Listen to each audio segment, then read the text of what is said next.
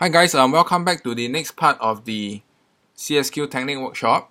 So now we want to find out the different question types and how to identify them. And it's important to identify the question types before we know what kind of solutions we want to apply to them. Alright, so there are four main question types. I'll be focusing mainly on three. So the first one is called type 1. Okay, so for type 1, it actually tests students' ability to handle and appreciate data. Alright, so if they give you a table, give you a chart, you're expected to appreciate in the sense that what is the general trend in this piece of data that's given to you. Alright. The second one actually tests students' ability to apply economic concepts in context or data. So same thing, they give you a data, alright, and they want you to find out what are the concepts that can be drawn from the data or from the context, alright, and normally these are actually quite short questions, okay, short answering is required, okay, I'll go on more into that later, okay.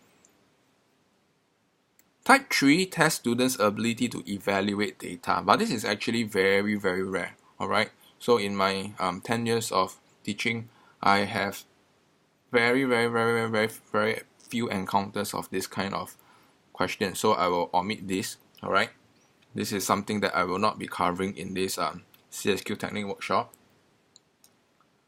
And the last one is type 4. It tests students' ability to analyze and evaluate issues. So this is a so-called a mini essay. Alright, and the skill sets involved is very much similar. Actually it's about the same as what you have learned under the 4-step ACE approach. Okay, so let's go into each respective type. Alright, so for type 1, there are two subtypes. Okay, the first subtype is trend description. So first of all, you need to identify the general trend, okay, and there is a specific enhancement that you need to identify as well. Okay, I will go into that when we talk about the answering techniques, don't worry about that. And the second type is trend comparison. Okay, the keyword here is normally compare. Okay, so you need to highlight one similarity and one difference. Okay, and don't worry about the answering techniques, it will be covered later. So the question involves normally like this: describe the trend. This is normally part A question. Okay, or compare. Okay, so this will fall under subtype 1, okay, and this will fall under subtype 2. And normally 1 or 2 marks are allocated to such question, okay, and more will be covered under less. Okay, less is actually an answering technique. Okay, and if you realize the STIL approach, okay, L stands for less. Okay, I will cover that in the later half of the CSQ technique. For type 2, it requires students to apply economics concepts and principles that explain the observed phenomenon in the data. So they give you a data, you have to interpret, okay, what are the economics concepts or principles involved in the data. And the question type normally revolves around this kind. Okay, identify, suggest, account, 2 reasons. Okay, so in this case, each reason is 1 mark each. Okay, or it requires you to explain 2 reasons. Okay, when this is actually involved, explain 2 reasons.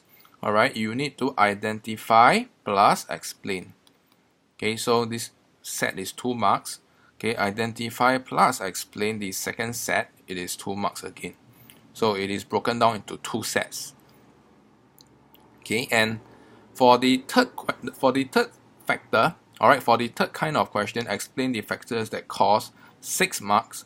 Okay, it is identify plus explain. Okay, so identify will be 1 mark. Okay, you need thorough explanation. Total 2 marks. Okay, for this one is 1 mark each, 1 mark each. Okay, so for the second set is identify 1 mark plus thorough explanation 2 marks. Okay, normally it falls under this category. Okay, but more than often you will see 2 marks and 4 marks. Okay, 6 marks is hardly given or hardly tested. Alright, so be prepared to see this kind of mark allocation, 2 marks or 4 marks. Okay. So the mark allocation that's allocated for type 2 questions can be between 1 mark to 6 marks. So in this case, when I mean by 1 mark, it could simply tell you one reason. Okay, if they ask you one reason, then just give them one reason. Okay, don't go extra. All right, you're wasting your time. Okay, and more will be covered under less. And for type 4 question, okay, this is the mini essay. Okay, and you need to have extended argument.